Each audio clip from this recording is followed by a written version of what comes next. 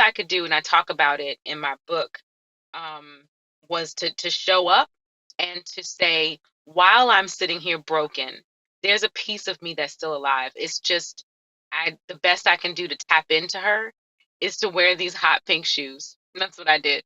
I had on all black, Oh, the big hat and everything, but my shoes were hot pink because I had to believe I was still alive in there somewhere. I couldn't find me, I couldn't put my finger on it, but I knew I was there somewhere, and that's all I could do. welcome to season 4 of the Widow podcast. I'm Karen Sutton, the Widow Coach, and I'll be supporting you through the loss of your life partner so you can find a more positive way through your grief. Whether this is your first episode or you've been with me for a while, I want you to know you are capable of creating something meaningful after loss. And you don't have to do it alone. Hello and welcome to another episode of the Widow podcast. Today I have the lovely Maya Dionne with us, and we are going to be having an incredible conversation. I know we are, because Maya is incredible. Her energy is infectious. I have been following her work online for, I don't really know how long. I'd say it's a good 4 or so years. I think I found you quite quickly after I started.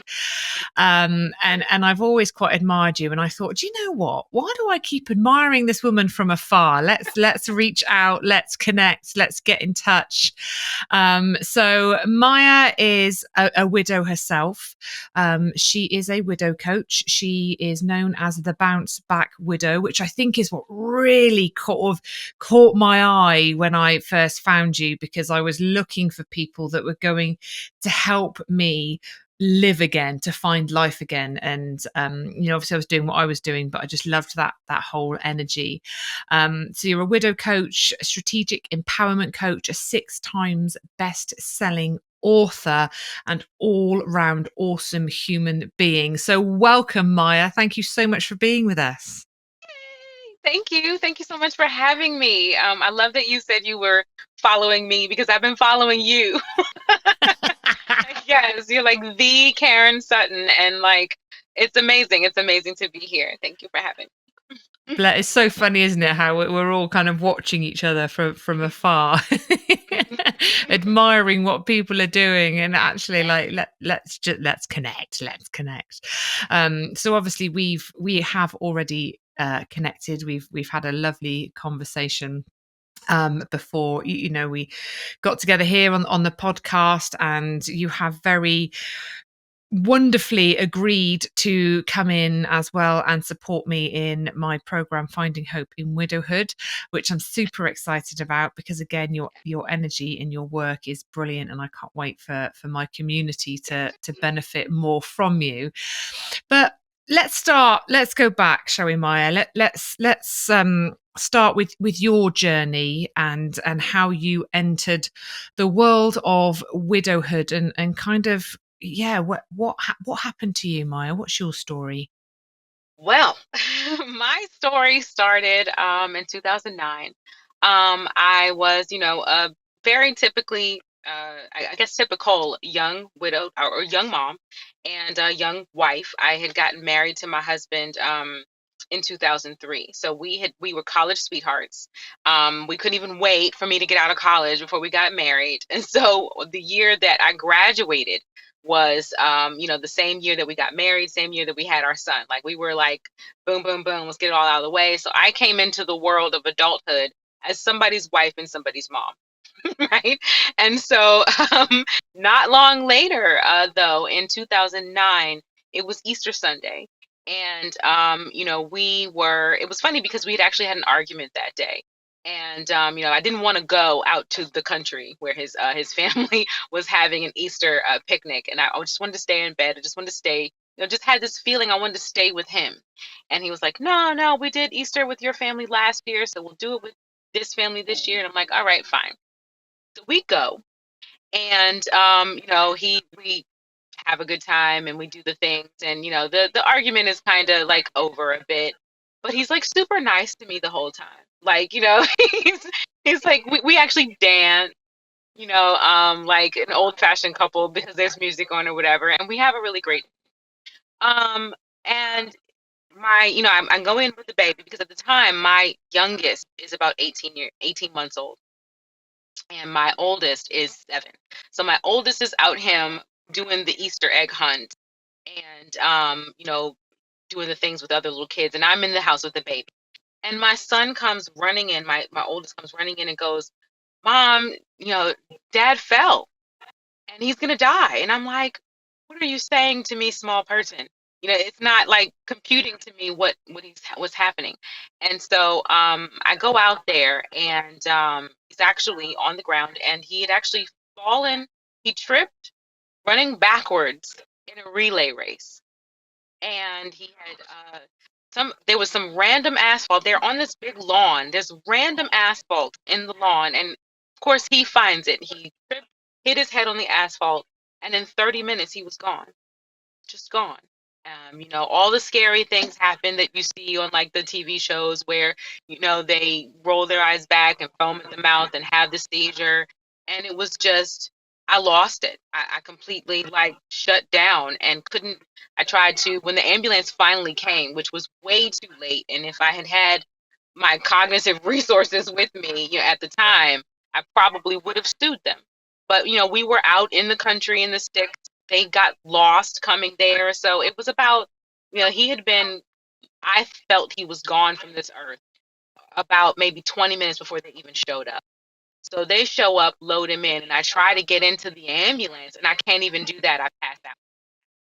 So it's like, I'm just not there. And so there's the guilt there of knowing that he passed technically in the ambulance without me, and I wasn't there. And there's also, all the things that go through your mind, when your husband is passing, like, oh, what could I have done better? Why didn't I do this? And what's going on? And is this real? And what am I going to tell my kids? And so the end of that story is just, I went to the hospital. They told me he had passed. I go home the next day to tell my son, you know, Daddy's not coming home. And he looks at me and he's like, Dad's dead. And for me, that like crushed my whole world. Like his little face, he's 7 years old at the time, as he's 6 years old. And that's what he says. And I'm like, I can't even form the word, to say, yeah, he is. And I go, no, that's my answer. I say, no, he's in heaven though, and he can't come back. That's the best I could Wow. do. And his little serious face, he looks at me and he goes, okay. And I'm like, how are you okay right now? Like, he's holding it together and he gives me this hug, and I just fall apart again. And so that experience, obviously very traumatic for me and for them, because, he tripped and fell and passed in front of my 6-year-old. It really shut me down. For about 6 weeks, I didn't eat, I didn't sleep, I just sat like a catatonic person, and I just sat. So, And did you have sort of good family and friend support around you, Maya? Because you got two very young kids. I did. I had my parents. My parents. I remember. I didn't even. I wouldn't even go home. I refused to go back to my house. So my cousins came and packed up my stuff and put it in, brought it to my parents' house, and I slept between my parents for the next like maybe 6 weeks. I shut down. At the time, I'm 27. So I'm like, this isn't my story. This isn't supposed to happen. How am I gonna do anything? To me, he was the better parent. He was 5 years older than me. So, what was he doing in college when I was in college? Well, he was a super senior. So, Super senior. Oh, wow. so yeah. So it was definitely a very life changing but life stopping moment for me, when he passed, and I didn't do anything. His parents, you were like, are you gonna do the funeral? I was like, nope. They were like, are you gonna pick out his clothes? No, no, I'm not. And that's all I mean, all I had was no. Are you coming to the funeral? Well, that was an interesting question because not so jokingly, he and I had actually made a pact one day. We said, we had gotten into this long, sprawling conversation as we always did, deep thoughts and stuff, because he was my deep thinker. And he said, when I die, just, put me in a box. I'm like, I don't want to talk about when you die. Like, get out of my face. But he's like, when I die, put me in a box and bury me in the backyard. Like, I don't want a whole lot of, pomp and circumstance around my death. And I'm like, shut up, Jason. So, and then I said, well, I'm not going to your funeral. He goes, I'm not going to yours. I don't want to see you in a box and, and look at you and not be you. He's like, I never want to see that. I don't want that memory. I said, me neither. I never even want to know what that looks like, you in a box in a suit. Like, absolutely not. And he said, well, I'm not going to your funeral. I said, good, because I'm not going to yours. And that was it. We were very, I mean, that was it. And so when it came time, I said, I absolutely cannot go to his funeral. I won't be there. I won't pick out his clothes. I don't even want to know what the coffin looks like. No, thank you, please. I have never to this day been to his gravesite because to me, he's not there. That's not where he is. And so, of course, the family had a big, issue with that, and tried to take my kids to the funeral, and I was like, absolutely not. They don't need to see that either. They're not going to understand. And so I did wind up going to the funeral, all the peer pressure and everything. But what I did was, I sat outside. I had my brother record it. You do the recording for me in case one day I want to watch the ceremony and the sermon, because I hear they were very great. Hundreds of people turned out. Jason was an amazing guy. He was also in a fraternity, so like all of his frat brothers from then, like Bax and Moses and everything, like all of them, they like came and they did this awesome ceremony and everything. And I was like, that's great. I'll sit out here. And that was it for me. That was the best I could do, was sit outside in my black dress, and everybody's like, oh, but you have to have the dignity. I'm like, dignity, this is what we're talking about here.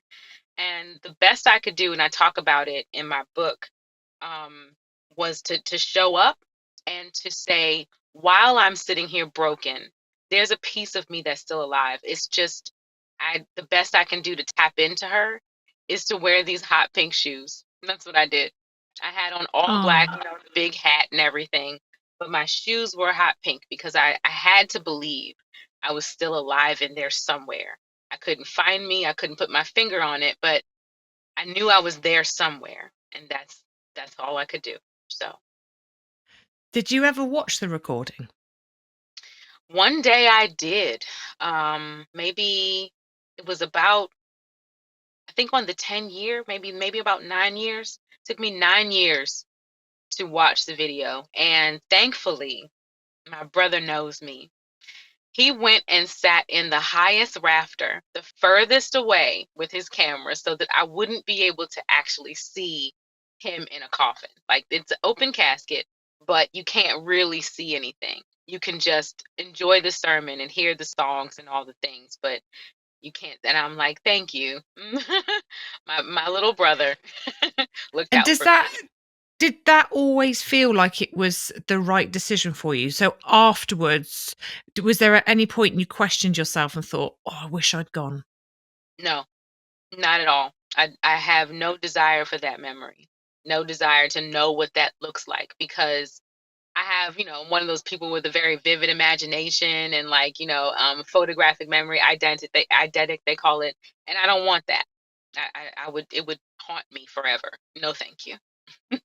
Do you know what, Maya? That is so brave to really break away from everything that everyone expects of us and that we probably expect of ourselves, and to really tap into what felt right for you in that moment and what you needed to do.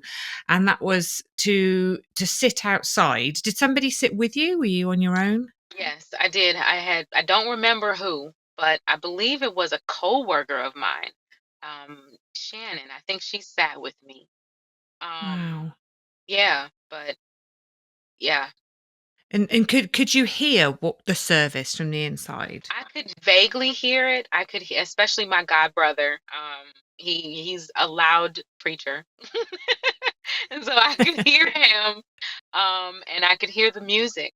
There was a live singer, and she sounded beautiful, and that's really all I could hear and was paying attention to, because breathing was, the focus at the time. Yeah. Just sitting there and breathing, and not giving in to the many people who walked past me and said, "Just come and see." No, no, thank you. I don't have that in me to do. Did people really feel that you were making the wrong decision at the time? Did you feel a lot Of of course, pressure? of course, especially, and I can, being a mom of sons, I can understand now looking back, and it took me years to get here, but I can understand how his mother may have felt. Like, this is her baby, and if she's got to look at him, and then, the least I can do is stand there and be respectful. But the part that I don't think she would understand, because she didn't lose her husband, is that it's not about respecting what other people want for the moment. It was respecting him. And if it is about respecting him, then this is what we said to this was our pact. This was our thing. And so, I had to respect that, because that was what was, repeating in my mind, that conversation. I was like, even if I had the least bit of curiosity, or I could not fold, I couldn't be like, oh, I'll just, try and stand there and be. No, because this is the woman he loved, the one that had this conversation with him. And if I can't be her and be with him, I'll be her. I'm not going to cry. I'll be her as best I can. I'll be her without him. I think that's incredible. I do think that's incredible because I've not spoken to somebody that's done that before or really felt that and trusted themselves that much in that moment to know that that was right for them and to back it up with action, because it does go against the grain, and we doubt ourselves so much in grief, when we lose our person. So I think, for you to know that was your truth and to trust yourself in that and to follow your heart, I think is absolutely incredible. I really do.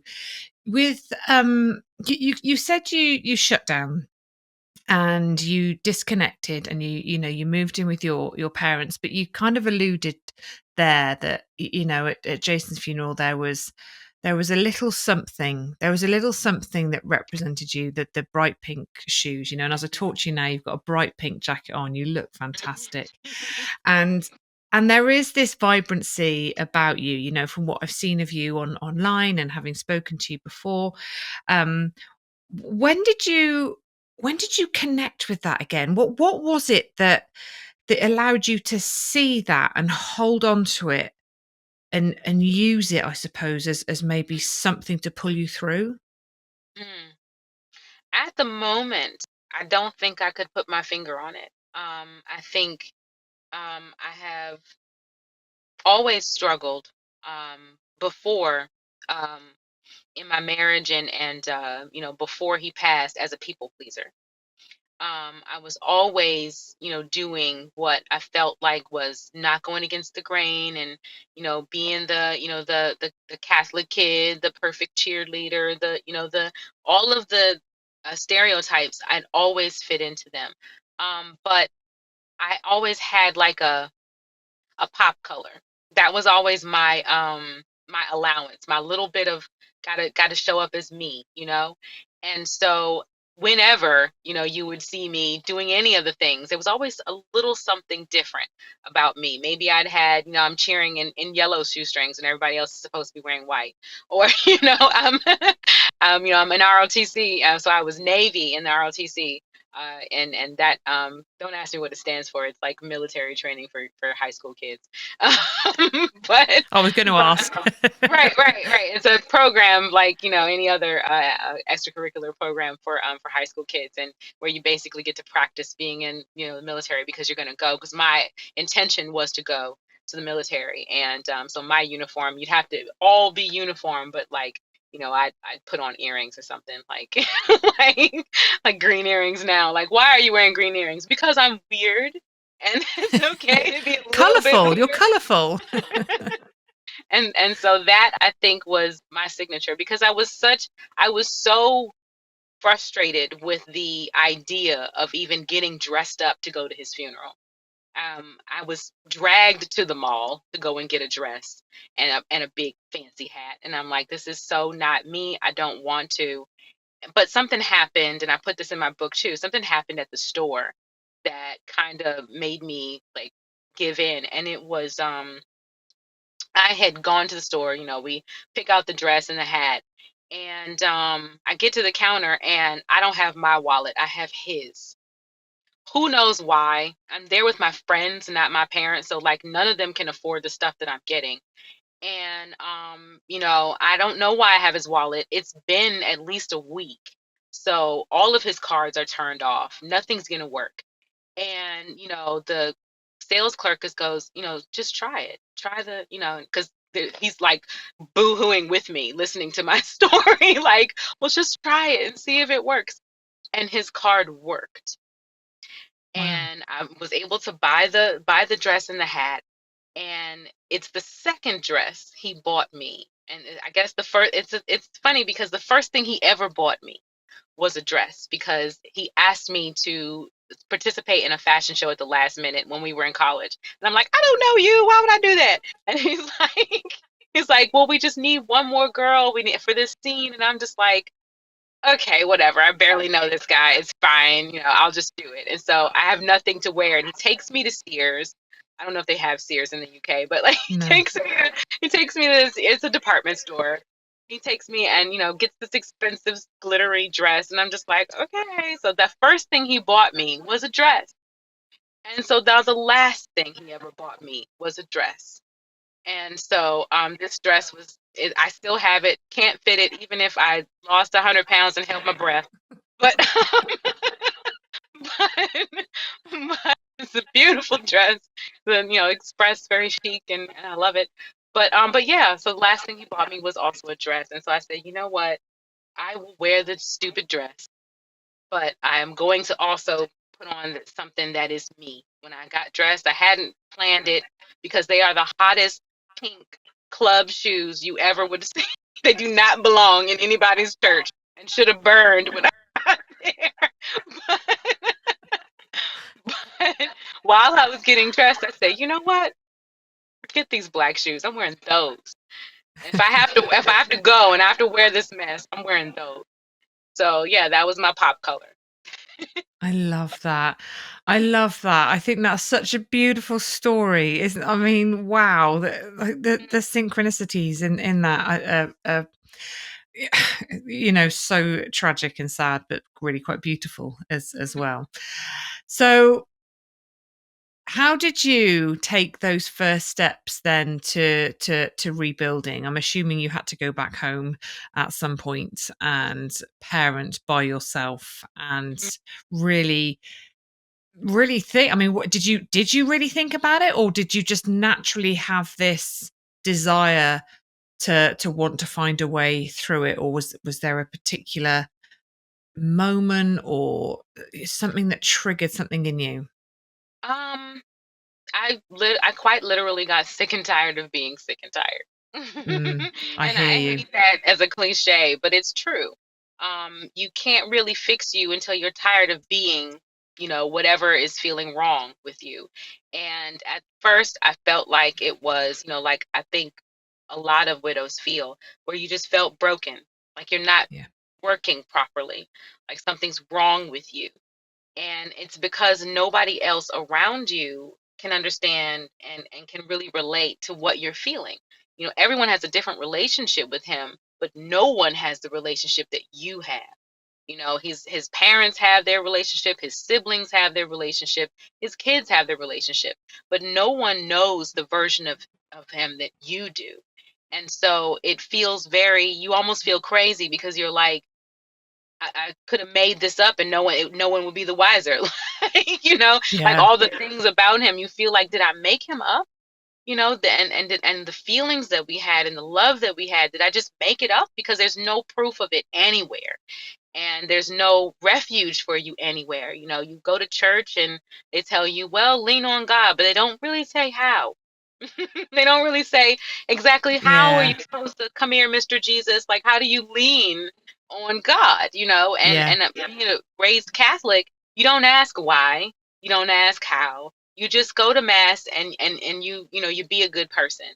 But the rebellion there was I did that, and my husband still died. So like being a good person apparently isn't enough, apparently because it didn't comfort me. It didn't make me feel like this was okay. It definitely didn't make me want to trust God. So it was like, okay, apparently that religion piece is not enough. So what is? And so that's what kind of sparked my interest in figuring out, well, what am I doing here? What else is there? Is this it? Is this it? And just being a zombie, and I started looking for how to fill the space that he left behind with other things. Then I tried, oh, I'm gonna go and do yoga. I'm gonna learn yoga, and it's gonna be great. I'm gonna go and learn jujitsu. I did. I actually can, kickbox now. It's pretty awesome. But like it didn't really, fulfill anything. And I became a serial dater. That was Yeah. fun. I I did went that. dating, yeah, and I got to be somebody else. I didn't have to, if I didn't want to, be this grieving widowed mom. I could just be, oh, I'm, 28. I'm not married yet. That's not like, old. So, I didn't Yeah. have to answer to why I wasn't, married. And so, yeah, I did that. And that was, while fun, extremely empty and kind of Mm. unfulfilling. And you get out there in the dating world, and you understand why people say there's pee in the dating pool. It's Yeah. not fun. you know It's- Do you know, it isn't. And it's funny, isn't it? Because I reflect back on my journey, and obviously I sometimes think, oh, you did some really weird, questionable things. Like, what were you thinking? But yeah. and I've give myself a bit of a hard time sometimes because I really did make some really very questionable choices. And but then I think sometimes you've just got to do what you've got to do to get you from that place to this place that you can Yep. then kind of go, yeah, okay, this isn't working. I'm going to go to this place. And it's like these Mhm. stepping stones, isn't it? And you like some people, they're propelled into widowhood, and they, from the off, they make amazing choices, and they follow this path, and they go on a journey of self-discovery, and it's amazing. I didn't discover coaching, life coaching, any of that till I was about 2.5 years into my journey. So I had 2.5 years of some some stupid stuff. Mhm. But I really think I had to do that to get me to the place where I was ready then to make Agreed. the other choices to take me on that other path. Absolutely agreed. I did some very interesting things, but I but I lived, like I did what I had to do. And yeah, there was all kinds of, admonishment. Oh, you shouldn't, and oh, it's not been a year, and you have to wait until a year to do the things, and all of Mm, the worst advice that came from people that did not have any experience with being widowed at all. And well-meaning, sure, but just off the wall advice. And me rebelling because I'm finally in this space where I have a reason to not be a people pleaser. Like for once, I had a legitimate reason to be like, no, you know what? I'm going to do what I want to do mm, because, I'm on the floor here, not you. And yeah, so, that was kind of my first backbone is to like, okay, you know what? I'm gonna do what I want to do, and I'm gonna see what happens. yeah, yeah, And series of that had some fun. Doing all of the silly things. Had some fun, and I did wind up meeting my new husband in that quest. so So it wasn't full of pee in the pond. There was a golden nugget in there as yeah, there well. was as gross as that sounds, it was a golden Ah. make it sound like a kidney stone. But yeah, but yeah, Oh. yeah, he was good, and it was funny because he and I did not start out as like this romantic story. Like he was definitely, if people understand the actual meaning behind Boaz, he was definitely my Boaz. And What's that's Boaz? so in the Bible, there's this lady, and this lady named Ruth, right? And she, and I'm probably telling it wrong because I'm like this is like drunken Bible history here. Like I don't know like all the details. I'm still working on it. But like, she basically her husband dies, and she goes with her mother-in-law. Her mother-in-law is like, well, you can't go back to where you came from. Like, there's nothing for you there. Well, she actually does tell her to go back, but Ruth is like, no, I want to go with you. Whatever God you follow, I'm gonna follow him, and whatever you do, I'm gonna go with you. And the woman's own daughter, Naomi, her own daughter, was like, nah, I'm gonna go with my other family. I'm not gonna hang out with you. So Ruth goes with her mother-in-law, and they go to this different country or whatever. And there's this guy there, and just like the Lifetime movies, where like widowers are basically just chopping wood, waiting for a new wife. Like this It's like guy, that. right? This guy was, he's a little older. And he was like not like the most handsomest, whatever. He wasn't romantic. He didn't even want her really. But she was also go into like the common areas trying to gather wood and do the things that, but she didn't have money for. But she was like, I'll do whatever it takes to, be able to survive. I have my mother-in-law at home. And there's a bunch of men. They were like, oh, you could do, we could take you. And, Boaz came and was like, yeah, guys, chill. It's fine. Leave her alone. And, he looks out for her whenever she goes there and, to the little store to pick up her stuff. And so she's like, she goes back and tells her mother-in-law, he stood up for me. And her mother-in-law is like, if you don't go get that man, because apparently he's a good man. And, she's like, but I don't love him. And she's like, go get that man. And so, she goes and, takes all of her belongings as like a dowry. And she's like, I'll be your wife to him. And he's like, if you don't get off the floor, like, I didn't send for you. I'm old. And like, you don't need me. And she's like, nope, you can have me, whatever you want to do with me. And he's like, all right, but I'm going to do right by you. You're going to, I'm not the most wonderful man ever, but whatever you need, I'll be there for you. And I'll be your husband. I'll do what I'm supposed to do. And you won't have to be sad or worry. I'll take care of your mother-in-law. Like, it's fine. I'll do what I'm supposed to do. And so he's more utilitarian to her than it is. It's not romantic. It's not, oh, he swept her off her feet. But he decided that he was going to choose her. And that was that. And I say, and people are like, oh, I want my Boaz, because they read that passage in the Bible like it's supposed to be romantic. It wasn't. It's It not. wasn't a fairy tale. It wasn't like, he swept out of nowhere. It was very utilitarian. And when we first, my new husband and I, his name is Danny, when we first met, we were friends. And it's so funny because I thought that I knew him. So I get into his like DMs in Facebook, and I'm like, don't I know you? And he's like, no. So I'm like, Denial. right. I'm like, okay. Well, never mind. People I know. And so we start this conversation. We end up like, Facebook friends and just, hi and bye. And one day we get into this rap battle. You heard me. I said it. And so, yes, like neither of us are rappers, okay? But we're like going at it via like Facebook posts, right? So you're supposed to like guess how it was a mess. But it was the first time like we really had a real exchange.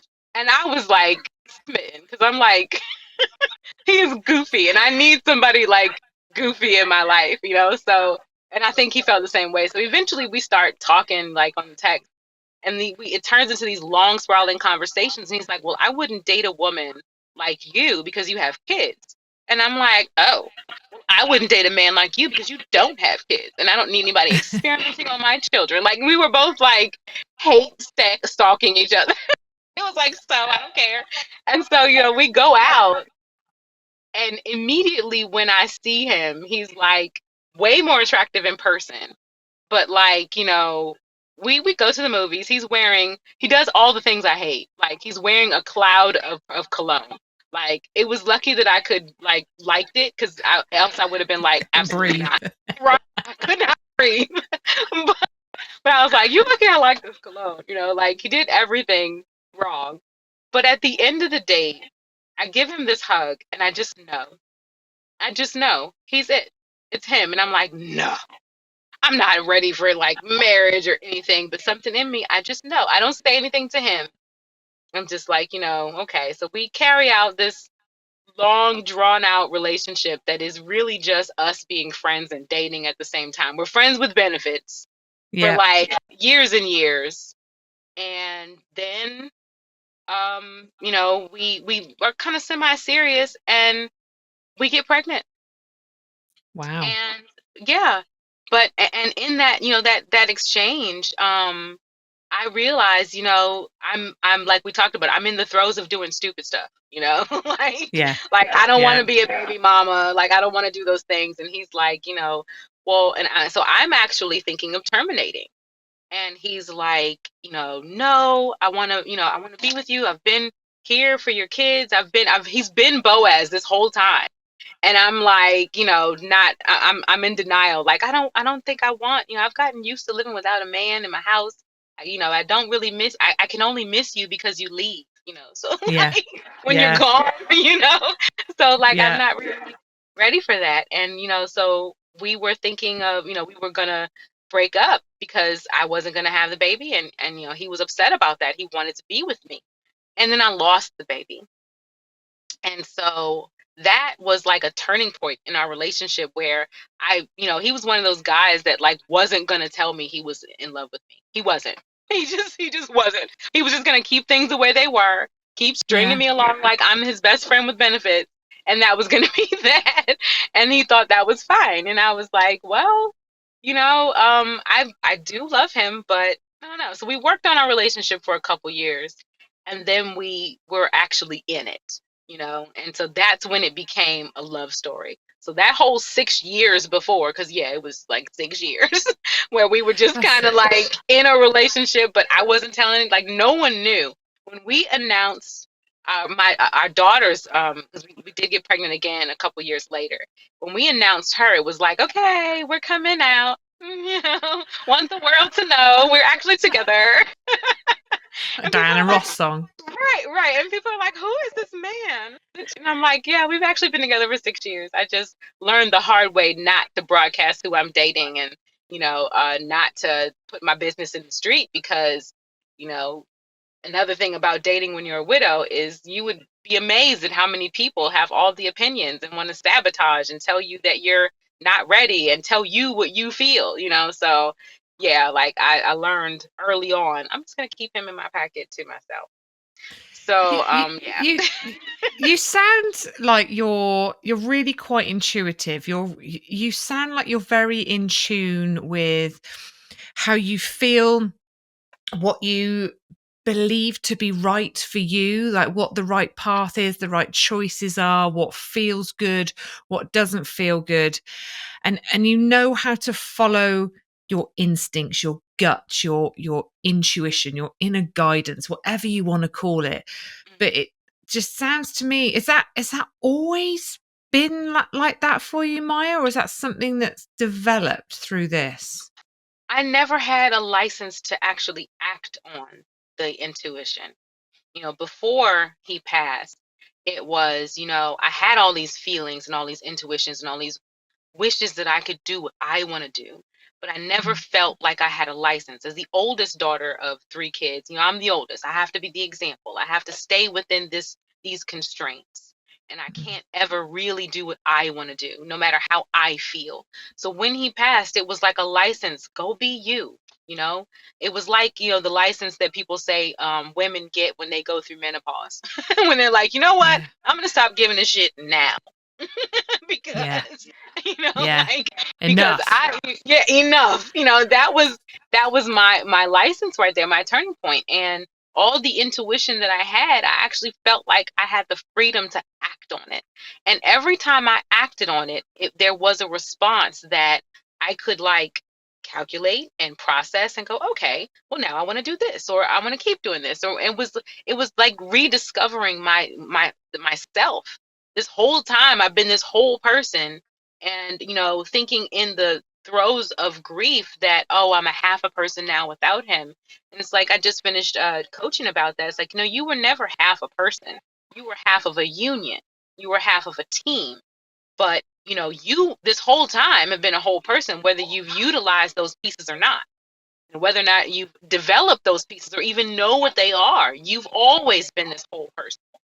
And I think a lot of times with widows, we wind up discovering those pieces either by accident or on purpose. But either way, we discover a whole bunch of different pieces we didn't even know were there. And one of them, this one I knew, this intuition I knew was there, but I never knew that I could just act on it. Like, oh, I can actually do things my way, you know, and it's fine. It's better that way when I do things Yeah. my way.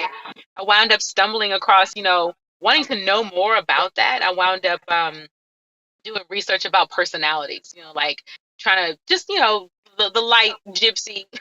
Oh, let me look at this quiz, and I was really intrigued. By trade, I am a cybersecurity engineer. So like none of this tree hugging, meditate, let's get in touch with yourself. None of that was was ever me. But like this was the behavioral science really intrigued me. It was like, I guess for people who are techie like me, it's like, finding the cheat codes to like Yeah. human. And I'm like, oh, so I'm reading about the behavioral science of it all. And what I'm realizing is this whole time, this harnessing and leveraging my intuition, this was the reason I was able to be motivated to even do that, was because I was tapping into my core values. And that was, this whole that phrase opened up this whole. I was reading this book called The Happiness Trap and The Confidence Gap. They're the same author. I think Russ Harris, I think his name is. And that whole core values busted open everything for me. And I was like, wow, like this is a whole thing. This is the science. Like there should be, hope there's scientists out there. Like I'm just the only one that discovered it. Like I hope other people know about this. This is pretty cool. you know? I think, do Yeah. you know, I think it's so interesting actually because doing my core values in my journey was pivotal for me. It was huge. And I've actually got like a whole module on it in Finding Hope in Widowhood. And we really Yeah. go through it because I think, when you really get to grips with, who you are at your core, the essence of you, and understanding these different parts of you that need to be seen and expressed and met in some way so that you can experience fulfillment and joy and inner peace, that you just have that trust in yourself that you're on the right path because these things are aligned with you and your truth. So I love that you kind of touch on that because like you, I think it's so important. I know we feel like we are less than when we lose our person, right? We feel like we've lost a part of who we are, and we have to a certain extent. Yeah. Who we were with our person only existed with that person.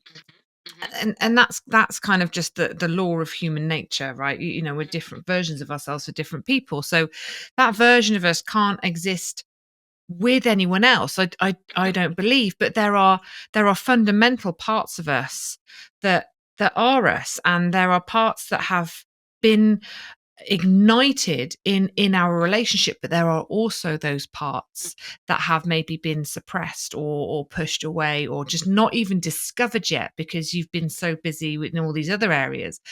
And I think when you go through something like this, you do discover so much of Hmm. yourself. Yeah. And it really does come back to I am still me. I am a whole person. I miss who I was with, my life partner, of course. And that needs grieving and acknowledging and working through. But there's this person that lives within us as well that comes through, that Hmm. we learn about and we get to know, right? And quite often blows our mind with the things we're capable of because we Hmm. haven't had to draw on them before. Yeah. Yeah. It's it's so funny. There's an analogy that I do when with my clients, and it's the bucket. And it's like, we've had this bucket and it has water in it. And that's where, our husband was the water. And, for years and years and years, all this bucket ever did was carry this water, and it loved the water. It's, that's its purpose in life, and it carries this water. And then our person dies. And so it's like turning over the bucket. And now the bucket is, to us, it is empty and useless. And for Yeah. someone to tell you other things can go in the bucket, you're like, no, that doesn't make any sense. Nothing else can ever go in this bucket ever. And then it goes also, the bucket's still wet. Parts of him are Oh, still there with you. And they're like, yeah. okay, okay, I see that. Yes, some of them still there. And I'm like, now there's something still in the bucket. There's, looks like air to you, but that's opportunity. That's the space that you get to grow into. You get to put anything you want to into this bucket, and you can carry it. Guess what? You can carry it.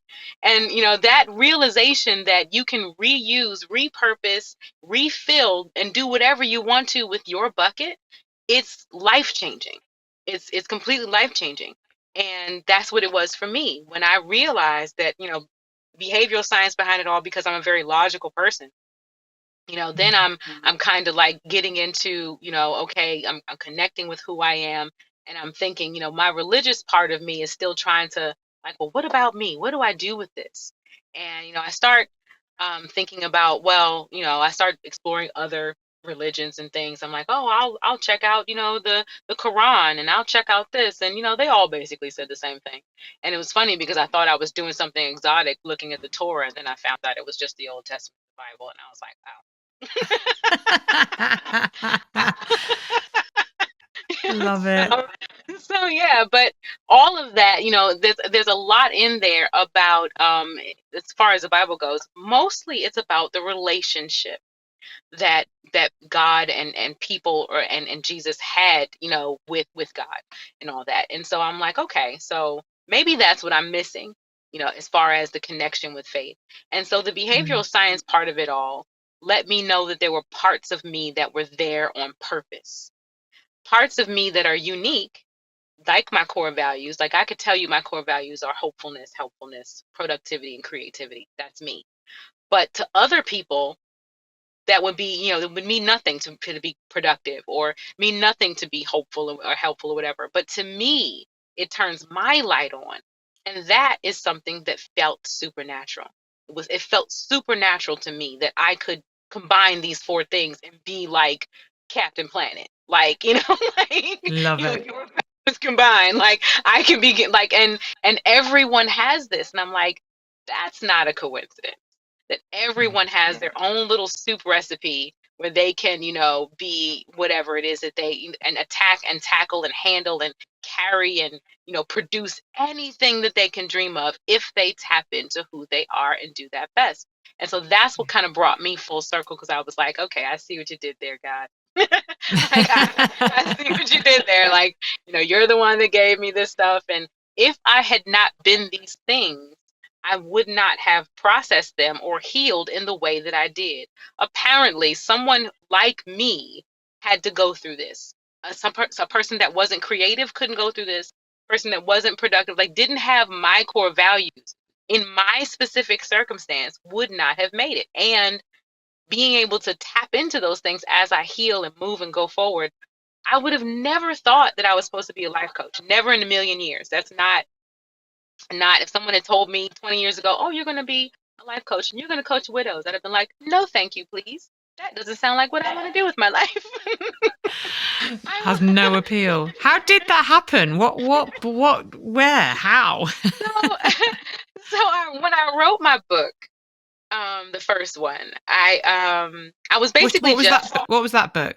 that one is called Bounce Back Better: How to Win Bounce After back Great better. Loss. And you can even tell in the title, it was never really about widowhood. It was about leveraging your core values to, Okay. that's basically was what I learned from core values. That's what that book was about.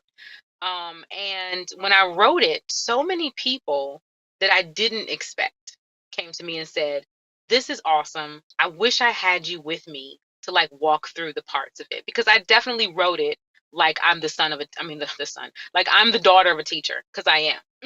I definitely Okay. wrote it like it was instructional. And it even had Venn diagrams. Like it was that, it was Love it. very instructional. And so they were like, man, I wish that, you could sit next to me and do this with me. And, I have your book, but, and they're thinking, oh man, I wish you could do this with me. And so I'm like, I would never do that. I don't really like people that much. Like, why would I do that? Like, I'm a techie person. Like, I like computers for a reason. But Yeah. yeah, it turned out that one of the colleges here, Johnson C. Smith University, they actually reached out and they were like, "We want you to come speak about your book." And I'm like, me? I'm an English assignment. Like that's awesome. So Wow. like, bucket list. but but yeah, so I did that, and the kids in that class, they're kids, but they were not too much younger than me at the time. They're like, this is so awesome, like teaching people how to be resilient. And I'm like, the feeling I got from people who came to me and was like, my they one guy came to me and was like, me and my wife were going through something, our baby passed away, and this book like brought me through that. And you would think, as Wow. utilitarian as this book is, that it would be not soft enough, for, something as sensitive Yeah. as a baby passing. It was like, but the way you put things in here to repurpose my feelings and to dig into who I am, to attack what was going on in front of me, like not to be less me because I'm ashamed of my grief, but be more me, to actually attack and not, in such a violent word, attack, but actually process the Mm. thing. I had to be more me. And I never thought of that. I thought I had to be different to get Yeah. past the grief. I had to be new and be, move on. I'm like, no. And that word that I use, the next version of you, is a compilation of who you were and what you're learning now, and how to leverage your core values to emote that, to emit that, and to actually use that in the world. And he was like, I never thought of that. So I was like, that's interesting that you say that. And so I decided to write a course. I'm like, I'm good at that. I'm good at tech. I can write a course. And so Mm. I built a course, and had no real intention of like being the coach.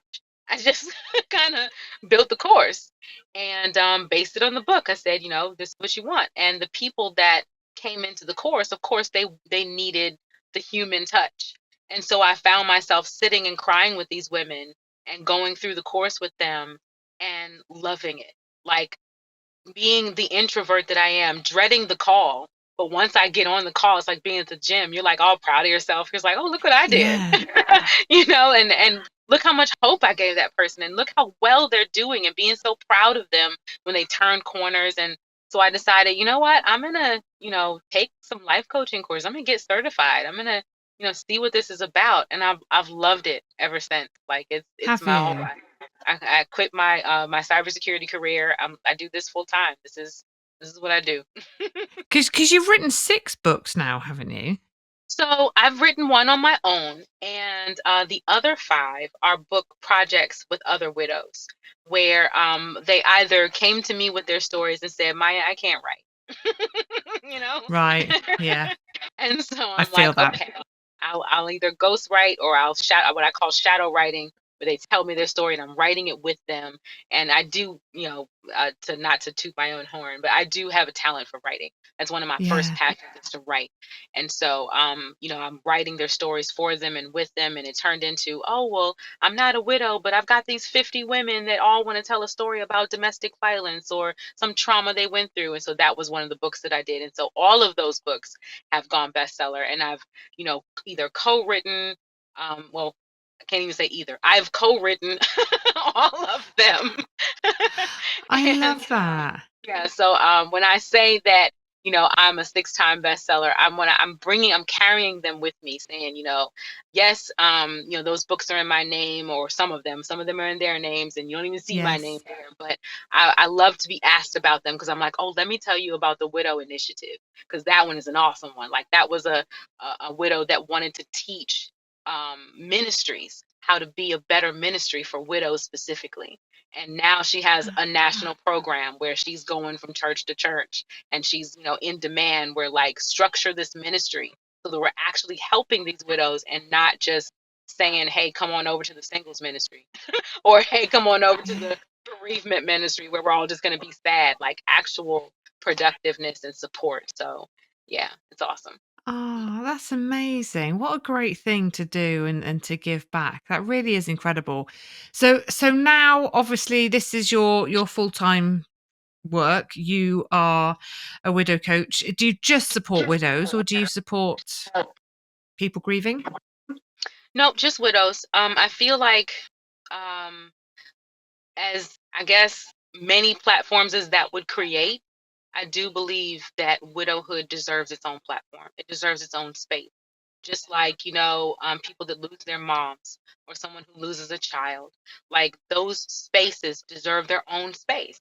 And while grief, can be described as grief is grief, it helps to connect with somebody who can say, I get you.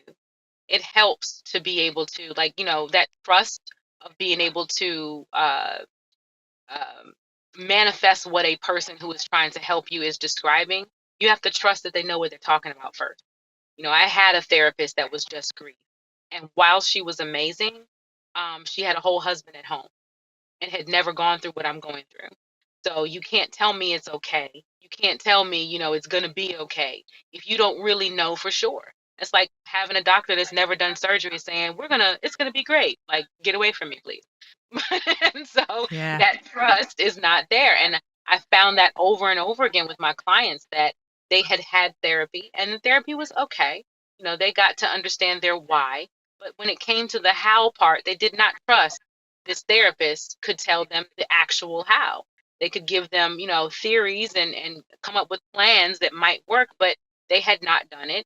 They did not know the how. And that's where I felt the widow coach fits in, the how piece of actually living forward and loving your life after loss. So I Yeah. think I'll always do those. Hmm. I think that's a lot of what sort of drove me to it as well. I had therapy and counseling and it had its place, but I wanted the tools, I wanted the mindset shifts, the strategies, the how. Tell me what I can do to support myself.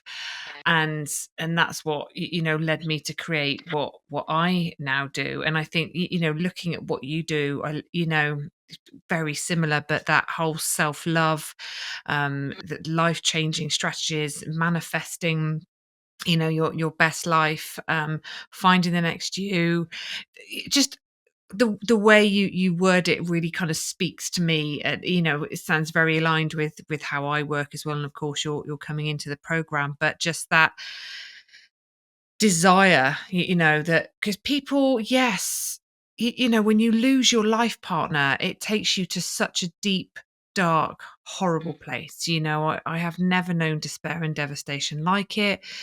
The physical side, the mental side, the emotional side, it's a lot to bear,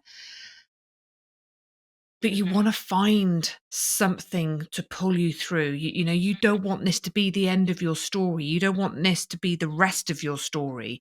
And it really is that kind of how do I find a way to live again? How do I find out who I'm going to be in this next chapter of my life and learn to live alongside the grief and give myself permission to live, to bounce back, and not necessarily bounce back in terms of just to who you were, but come back to life, in the person that you are becoming. And really thinking about, who is it, who do I want to become, like, how do Yeah. I want to feel, and what do I want to create? And I don't think we ask ourselves that enough in life. I certainly never had when Simon was alive. You do life, you bounce from Hmm. one thing to another like everyone else does, and that's fine and it works and it's great. But life throws you a curveball, Hmm. and to put it politely, and I think it's at that point, when you go to your deepest, darkest places, that you kind of think, I need to take stock here. I'm going to ask myself the big questions. And for me, it this whole journey has been transformative. It really has, and I think it's led me to this version of myself that I don't would I have found her had Simon lived? I don't know. I can't answer those questions, but what I have now and who I am now, um, I'm really proud of, and I'm actually really grateful that I showed up for myself, and I did the things that got me to this point, because life is good. It's beautiful, and I'm genuinely at peace. I'm very happy, and that's not somewhere I thought I'd ever get to Yeah. in life. Yeah. Yeah. I love that. That you said you are grateful that you showed up for yourself, because that's a really hard sentence to finish when people are asking you, well, what do you have changed anything, or where you are now, and they're almost daring you to say you're grateful he died. And it's like, Yeah, no, that's not, that's never going to be the, how you feel. But it is hard almost to be happy in your next two and be okay with being happy, because you have to at some point admit that it's either better or the same, and what someone wants you to compare it. And it's like saying it's completely different is not enough for people, but yeah, um, that fear of coming into your own and having something else that could be just as great, or even greater, that is part of not being able to imagine being happy again. That's part of yeah, that doom that you feel when you're like, I'll never be able to fill this bucket again. Like, I'll never be happy again. yeah, And yeah, that the guilt is part of it. And I can definitely agree with you. I am so grateful that I showed up for myself. I'm yeah. so happy now in my life, and it was because I showed up for myself. I don't think I ever would have, honestly. I think I was so, um, I don't want to say consumed, and I don't want to make it seem like it was a bad thing, but I loved my husband. Yeah, Like, he was my whole life, and my kids and our little microcosm. I had no need and no reason to be anything more than Jason's wife and Nikki and Justin's mom. Like, yeah. no reason at all. And I think, you know, I was always meant to be the whole person, but I wasn't going to tap into it myself. Yeah. And so I'm grateful that eventually I did. I did. It's really interesting what you say there, actually, because my daughter, my youngest daughter, she's 14 now. She was 5 when her dad died. And she was sat in the kitchen the other day and she said to me, Mum, if you could go back to when I was born, Mm, what would you do differently? What would you change? And I said, oh, that's a big question, Ella. And I sat with it for a bit and I said, well, I don't know that I'd change anything. She said, well, there must be something you'd want to change. Like, would you change my name? Would you change some of the choices? And I said, well, I said, I don't, I don't think I would. And then she said, well, would you not change it then so that when Dad died, that he was outside the hospital so that he could have been saved? And I said, thing is, Ella, I've spent I did spend a lot of time in my grief wishing I could have changed things. Do you know? Like, you want to go back, right? You want to notice the things that you didn't particularly notice. You want to change the outcome of the events. You want to change the things that you did on the run up, thinking that you had some kind of power over what happened and you could have changed it. mhm, And I said to my daughter, I said, you know what? I've spent a long time in my journey of trying to rebuild my life after your dad died, do not wishing that I could change things, because the whole time that you're wishing you could change something, you are fighting your reality. You are not sitting in the present moment and allowing yourself to live, because the whole time you're wishing it was different. You're wishing you made different choices. You're wishing there was something else. And I said, and I've worked really hard to not be that version of me, because the whole time I'm doing that, I'm not being present and I'm not living. And I said, and I'll tell you something, I honestly think right here and now I'm the happiest I've ever been in my life. And maybe that's not the right thing to say as somebody whose husband dropped down dead. And I don't mean that I'm happy and happier because Simon died. Right. I'm that's not it. I wasn't unhappy when Simon was alive, but I think life, it's such a cliche, right? It's a journey, and we're always growing, we're always evolving, we're always pushing ourselves. And isn't that what it's about? That we're here to learn, to grow, to evolve, to adapt, and to learn about ourselves, and to just be that little bit better each time, so that we can find more inner peace and find more joy and be freer, rather than living by the constraints of the things that happen to us, or what society thinks we should be, or how we're told we should be by caregivers and stuff. So I think she was quite surprised by my I wouldn't change anything. But Hmm. I wouldn't, because if I changed one little thing, Maya, in my life, I wouldn't be here now.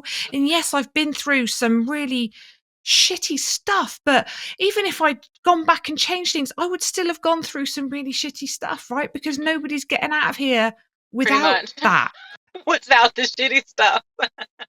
That's life, isn't it? Like, and Yeah. and it is shitty, but I don't know. I think she was. I could tell she said, "Mum, that's a really disappointing answer. I really thought you'd kind of give me things that you'd go back and change." But honestly and genuinely, I'm actually quite proud of the fact that is my truth. And it Hmm. is, and that doesn't mean I don't wish Simon hadn't died. Doesn't mean that I don't wish he was here to watch his children go, and my children, had a dad. Hmm. But I can't. I don't have the power. I can't do that. That's not within the realms of possibility for me. And I love that that was your answer, because isn't that the goal? To be able to look back on your life and say, I wouldn't change a thing. Like, that's the goal, to I be think able so. to both go through the shitty times, to be able to bounce back sometimes and maybe sometimes not. I think that's the goal. And I think that, you could maybe add on, if you tell her later, I think that's a life that maybe when you look back one day, you're going to be an adult and you're going to have your kids and your everything, and you're going to look back and realize without the shitty things, the good things weren't going to be possible. Yeah. They needed Yeah. that. You needed to be motivated. You needed to be held for this moment, held up. You needed to be all the things so that you can be Yeah. where you are. And Yeah. Yeah. And had somebody said to me at the beginning after Simon died that that would be my truth, and one day, I'd say I wouldn't change anything, I'd never have believed them, because of course, never, it's I'm coming up to 9 never. years, and it took a long time. There were times when you'd do anything, wouldn't you, to change it? Mhm. Absolutely Yep, anything. You yep. you would. Um Hmm. and it's just, it shifts and it changes, and you find a way. You do find a way. Oh, Maya, it's just been the most incredible conversation. As always with these conversations, I could sit here and chat to you for a very long time. Um, it's Thank you it's so it's much for having me. It's been an amazing conversation, and I it knew it has would be, But yeah, it's been amazing. two very sort of similar souls, I think. And we'll share in the show notes how people can find you. Maybe that there's links. I know you're the Bounce Back Widow on Instagram, and Yeah. we can share links, so people can find you, and give you a follow and get in touch and what have you. But thank you for your time, thank you for being here, and I so look forward to welcoming you into Finding Hope, and sharing you with my community in there as well, Maya. So bless your heart. Thank you very, very much, and we'll speak to you again soon, I'm sure. If you are a widow searching for hope, some light in the darkness, I have just the thing for you. From the 22nd to the 26th of September 2025, I will be running Awakening Hope. Awakening Hope is a free, transformative, 5-day immersive experience created specifically for widows and surviving partners. You will gain so much from our time together. You will leave with a renewed sense of hope. You will feel uplifted, nurtured, inspired, and connected. We will meet every day online via Zoom, And we will talk about things like facing our feelings, cultivating self-compassion, rediscovering who we are after the loss of our person. And I'll be sharing my unique resilience framework with you as well. This is an incredible event. People have gained so much from it when I've run it before. You will take lots away with you. There is so much wisdom shared by everyone in this community. It is completely free. You can come and join us. You will take so much from it. If you can't make it live, please don't worry. It will all be recorded and you can catch up on the replays. If you're finding it hard, if you feel lost, alone, like you've lost your place in the world, come and join us. Honestly, together we really are so much stronger. And if you want more after we finish, it will give you a taste as to what it's like in my 8-month program, Finding Hope in Widowhood. And you can sign up to join us there as well if you want to. But if not, Awakening Hope will give you gold to take away with you. So please come and join us the 22nd to the 26th of September 2025. You can sign up on my website, karensutton.co.uk, or the link will be here in the show notes. I so look forward to seeing you there and helping you to take steps towards a brighter future. Thank you so much for listening to the Widow Podcast with me, Karen Sutton. If you would like more support, head to karensutton.co.uk or explore the many other episodes for more conversations and support. You can do so much to help you take steps forward towards a brighter future, and I'd love to help you do that.